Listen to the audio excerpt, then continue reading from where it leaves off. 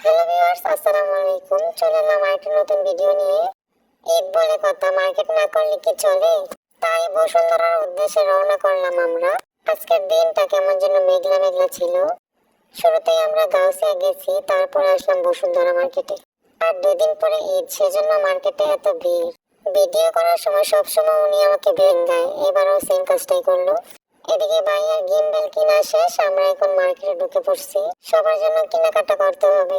আমাদের লেহেঙ্গা কিনা শেষ, এখন বাকিদের পালা। ফাইজা তো মহা খুশি, সে খুশিতে আত্মহারা। সারা মার্কেট ছুটোছুটি দৌড়াদৌড়ি করতেছে, নাচানাচি লাফালাফি শুরু করে দিছে। আমি ভিডিও করতেছি, সে ভাবছে তার ছবি তুলতেছি। কিছুক্ষণ দাঁড়িয়ে থাকার পর সে বুঝতে পারলো না আমি ওর ভিডিও করতেছি, ছবি তুলি না। সে একবার লাফালাফি করতেছে, আবার পুতুল ধরতেছে। দেখেন, একটা পুতুল আর একটা পুতুলকে সাজাইতেছে। সে অনেক খুশি। আমাদের কেনাকাটা প্রায় শেষ, এখন আমরা মার্কেটটা একটু ঘুরে দেখতেছি।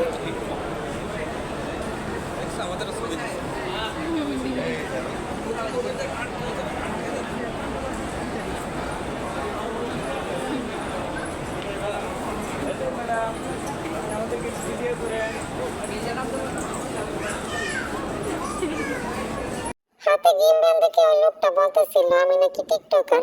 ভাইয়া ভাবি ওই দিক দিয়ে আমাকে পচাইতেছিল অনেক। আমি কি আসলে টিকটকার ছিলাম নাকি সেটা লোকটা আর জানতে চাইলো না।